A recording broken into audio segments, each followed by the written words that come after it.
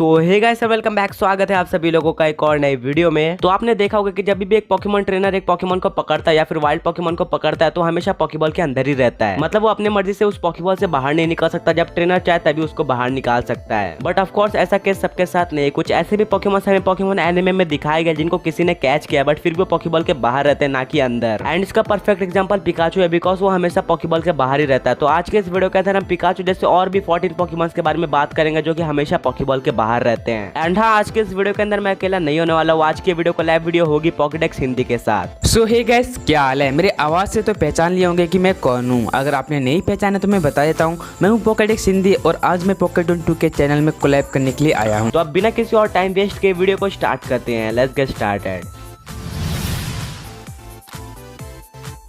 तो स्टार्ट करते हैं नंबर 1 के साथ। तो नंबर 1 रिची का स्पार्की या फिर पिकाचू। तो रिची एक जेन 1 यानी कि कैंटो का ट्रेनर है। एंड जब ये ऐसे मिला था दोनों के अंदर काफी सारी सिमिलरिटीज हमें देखने को मिली थी। मतलब कि दोनों के पोकेमॉन्स काफी ज्यादा मिलते जुलते थे, मतलब कि सेम पोकेमॉन्स पकड़ के रखते थे, बट एवोल्यूशन लाइन अलग थी। और उनमें में से एक सिमिलरिटी ये भी थी कि इन दोनों के पास एक पिकाचू था एंड दोनों का ही पिकाचू ज्यादातर पॉकीबॉल के बाहर ही रहा करते थे। और रिची के पिकाचू का एक निकनेम भी था जो कि था स्पार्की। एंड हमें सबसे पहली बार देखने को मिलता है फ्रेंड इन डीड नाम के एपिसोड के अंदर। एंड तभी से हमें रिची के कंधे पे हमेशा देखने को मिलता है। मतलब ये ऐश के पिकाचू की तरह हमेशा तो बाहर नहीं रहता है, कभी कभार पॉकीबॉल के अंदर चले जाता है, but most of the time वो बाहर ही रहता है।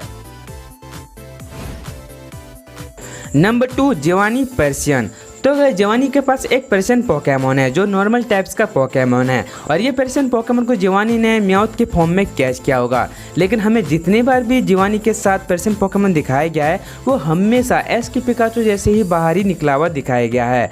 और मुझे जहाँ तक लगता है कि ये पोकेमॉन जिवानी का ये सबसे बेस्ट पोकेमॉन होगा और मुझे लगता है कि जिवानी का पहला पोकेमॉन होगा मे बी जब वो 10 साल का था तब से। नंबर 3 डॉन का पिपलप। तो डॉन एक जनरेशन 4 यानी कि सीनो रीजन की ऐश की कंपेनियन थी और डॉन के पास हमें थ्रू आउट द सीरीज काफी सारे स्ट्रॉन्ग पोकेमॉन्स दिखाए गए, बट फिर भी वो अपने मेन पोकेमॉन की तरह पिपलप को ही प्रीफर करती है। और जब हमें Pokemon diamond and pearl series के अंदर डॉन देखने को मिलती है तो हमें उसका पिपलप भी देखने को मिलता है जो कि पॉकीबॉल के बाहर ही होता है। एंड क्योंकि वो डॉन का मेन पोकेमॉन है तो वो 80% ऑफ द टाइम पॉकीबॉल के बाहर ही रहता है, बिल्कुल पिकाचू के तरह। और आपने नोटिस किया होगा कि डॉन ऐश के लिए काफी ज्यादा सपोर्टिव थी, तो जब भी वो ऐश के लिए चीयर अप करते थे जिम बैटल के अंदर तो वहाँ पे पिपलप भी चीयर अप करता था। हालांकि हमें यह जानने को नहीं मिला कि पिपलप को पिकाचू की तरह ही पॉकीबॉल के अंदर अनकंफर्टेबल फील होता है या फिर नहीं होता है। बिकॉज जब पिपलप को कॉन्टेस्ट में डॉन इस्तेमाल करती थी तो उसको रिकॉल कर लेती थी, यानी कि वापस बुला लेती थी एंड पिपलप भी काफी इजीली उसके अंदर आ जाता था बिना कोई दिक्कत के। एंड अभी तक पॉकीमॉन एनिमे के अंदर डॉन 2 बार रिटर्न आ चुके हैं, सबसे पहला यूनोवा के अंदर एंड सेकंड पॉकीमॉन जर्नीज के अंदर। एंड दोनों ही बार हमें पिपलप बाहर देखने को मिला है। Number 4 iris एक्सयू। तो गाइस एक्सयू एक ड्रैगन टाइप्स का पोकेमॉन है और इस पोकेमॉन को हमने आयरिस के साथ देखा है Pokemon black and white series में, जहां पर आयरिस की एक्सयू हमें कभी भी पोकेबॉल के अंदर नहीं दिखाया गया है, बल्कि वो हमेशा आयरिस के बाल के अंदर रहता है, उसी में रहता है, उसी में खाता है और उसी में ही सोता है। पता नहीं यार आयरिस का बाल है या फिर कोई अल्टरनेट डायमेंशन बे, क्योंकि उसके अंदर कुछ भी आ जाता है। मुझे अब समझ आया कि लोग आयरिस को इतना हेट क्यों करते हैं, क्योंकि उसके सर का बाल इलॉजिकल है इसलिए। नंबर 5 विटनी की क्लिफेरी। तो हमें सबसे पहली बार देखने को मिलता है गोल्डन रोड अपॉर्चुनिटी नाम के एपिसोड के अंदर। और अगर आपको नहीं पता तो विटनी एक जोटो रीजन की जिम लीडर है जो कि हमें देखने को मिलती है गोल्डन रोड सिटी के अंदर। एंड विटनी के पास एक क्लिफेरी भी है जो कि हमें पूरे ही एपिसोड में देखने को मिलती है। मतलब काफी कम ऐसा टाइम था जब वो पॉकीबॉल के अंदर गई थी। और इनफैक्ट जब विटनी अपने क्लिफेरी को जिम बैटल के अंदर इस्तेमाल करते तो वो मेट्रोनोम का इस्तेमाल करती है, बट मेट्रोनोम से स्प्लैश निकलता है जिस वजह से ऐश के सिंडोकिल को बिल्कुल भी फर्क नहीं पड़ता एंड वो फ्लेम थ्रोअर का इस्तेमाल करके क्लिफेरी को डरा देता है। बट आगे जाके जैसे ये बैटल कंटिन्यू होती है क्लिफेरी हार मान जाती है। एंड हमको पता है जब भी एक पोकेमॉन हार मान जाता है फिर हार जाता है तो उसको पॉकीबॉल के अंदर ले लिया जाता है जिम लीडर के द्वारा। बट यहाँ पे क्लिफेरी कोई भी पॉकीबॉल के अंदर नहीं जाती है, बल्कि वो विटनी के बाजू में जाके खड़ी हो जाती है, जो कि काफी बड़ा प्रूफ है कि वो ज्यादातर पॉकीबॉल के बाहर ही रहती है। नंबर 6 मिस्टी टोजीपी।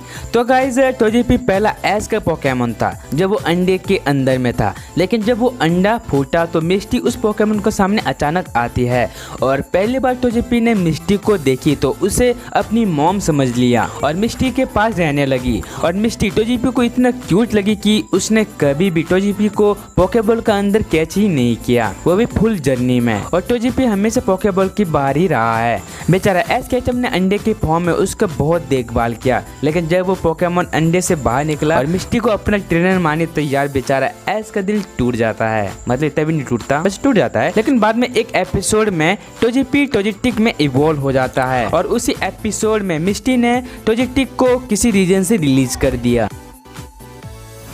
नंबर 7 ऑफिसर जर्नी का ग्राउलेट। तो आपको पता होगा कि ऑफिसर जर्नी सिर्फ एक ही नहीं है, वो काफी सारे हैं, जिस वजह से हर एक रीजन के ऑफिसर जर्नी के पास एक ग्राउलेट देखने को मिलता है। स्पेशली कैंटो, जोटो, होइन एंड सिनो वाले ऑफिसर जर्नी के पास तो होता ही है। और हाँ, ये पॉकेबॉल के बाहर इसलिए रहते हैं बिकॉज ऑफिसर जर्नी इनको क्राइम सॉल्विंग में इस्तेमाल करते हैं एंड ये पुलिस डॉग्स की तरह सर्व करते हैं। तो हाँ, इसी वजह से हर एक ऑफिसर जर्नी इनको ज्यादातर बाहर ही रखते हैं। नंबर 8 डेलिया केचम का मिस्टर माइम।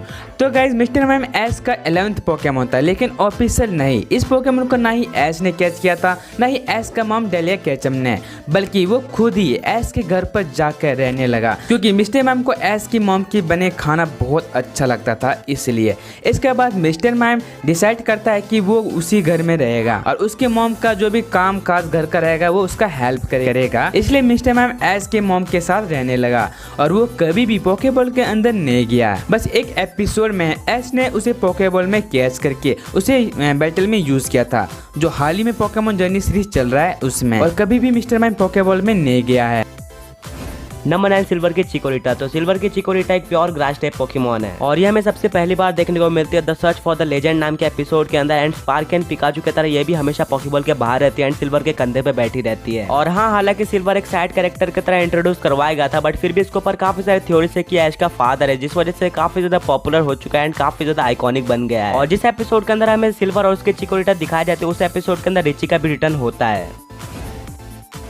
नंबर 10 बोनी डेडेने।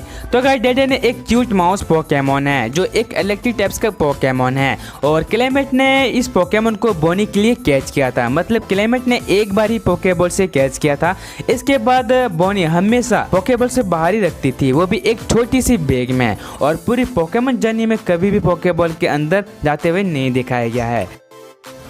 नंबर 11 नर्स जॉय की चैंसी। तो चैंसी हमें नर्स जॉय के साथ देखने को मिलती है जनरेशन 1 से लेकर जनरेशन 4 तक, यानी कि कैंटो से लेकर सिनो तक। और नर्स जॉय के साथ हमें यूनोवा में ऑर्डिनो पोकेमॉन देखने को मिलती है, क्योंकि ये चैंसी वहाँ पे नेटिव नहीं है। तो हाँ, यहाँ पे आप लोग दोनों ही पोकेमॉन्स को मान सकते हो, या तो ऑर्डिनो को या फिर चैंसी को। और चैंसी के पोकेबॉल से बाहर रहने के पीछे एक रीजन है, बिकॉज वो नर्स जॉय का हमेशा हेल्प करती रहती है पोकेमॉन सेंटर चलाने में। और चैंसी सच में काफी ज्यादा हेल्पफुल होती है नर्स जॉय के लिए, इस वजह से हमेशा पोकेबॉल के बाहर ही रहती है एंड हमेशा हेल्प करती रहती है नर्स जॉय की पोकेमॉन सेंटर में।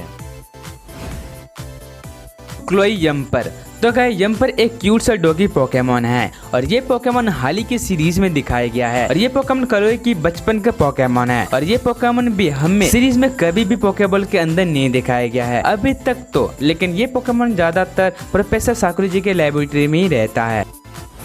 नंबर 13 ऐश का राउलेट। तो पिकाचू के बाद ऐश का राउलेट ही एक ऐसा पोकेमॉन है जो कि हमेशा पॉकेबॉल के बाहर रहता है। और ऐश ने अपने राउलेट को Pokemon Sun and Moon series के अंदर पकड़ा था एंड ये इसका सबसे पहला पोकेमॉन था पोकेमॉन सन एंड मून या फिर अलोला का। और ये इसका सबसे पहला पोकेमॉन होने के बावजूद भी इवॉल्व नहीं हो पाया, जिसके पीछे रीजन ये था कि इसने एवरस्टोन को खा लिया था। पर इवॉल्व न होने के बावजूद भी ऐश के राउलेट ने अपने दोनों इवॉल्व फॉर्म को हराया, जो कि काफी बड़ी बात है एंड ये ऐश के राउलेट की पावर को दर्शाता है। और अगर आपने Pokemon Sun and Moon series देखी है तो आपको पता होगा कि ऐश का राउलेट हमेशा ऐश के बैग में सोता रहता था पॉकेबॉल से बाहर निकलकर। Number 14 mouth. तो गाइस म्याउथ सीरीज का पहला पोकेमॉन है जो बोलते हुए दिखाया गया है और ये पोकेमॉन टीम रॉकेट का एक मेंबर भी है। और ये पोकेमॉन अब तक किसी भी पोकेमॉन जर्नी में पोकेबॉल के अंदर नहीं गया, बस एक म्यूटो की मूवी में वो पोकेबॉल के अंदर चला गया था और उसका एक क्लोन निकला था, नहीं तो अब तक के कोई से सीरीज में म्याउथ पोकेबॉल के अंदर नहीं दिखाया गया है और न ही आगे देखने को मिलेगा। और न ही इस पोकेमॉन का कोई ट्रेनर है, वो बस जीवानी को अपना ट्रेनर बनाना चाहता है जो कभी हो नहीं सकता। और फाइनली नंबर 15 ऐश का पिकाचू। तो ऐसा हो ही नहीं सकता कि हम इस टॉपिक के ऊपर वीडियो बनाए एंड इसके अंदर पिकाचू ना आए, क्योंकि ऐश का पिकाचू ऐसा सबसे पहला पोकेमॉन था जो कि हमें हमेशा पॉकेबॉल के बाहर रहते हुए दिखाया गया था, जबकि हमें पता था कि पोकेमॉन्स पॉकेबॉल के अंदर रहते हैं। और ऐश का पिकाचू बाकी पोकेमॉन से थोड़ा हट कर है, बिकॉज उसको पॉकेबॉल में जाना सच में काफी बेकार लगता है, मतलब कि उसको काफी अनकंफर्टेबल फील होता है एंड ऐसा काफी रेयर ओकेजन पे होता है कि ऐश का पिकाचू पॉकेबॉल के अंदर चले जाए।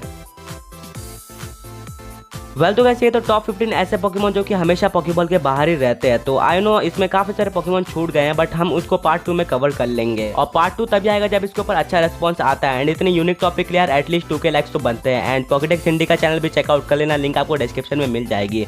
तो मिलेंगे ऐसे ऑसम कंटेंट के साथ, अंटिल देन पीस आउट।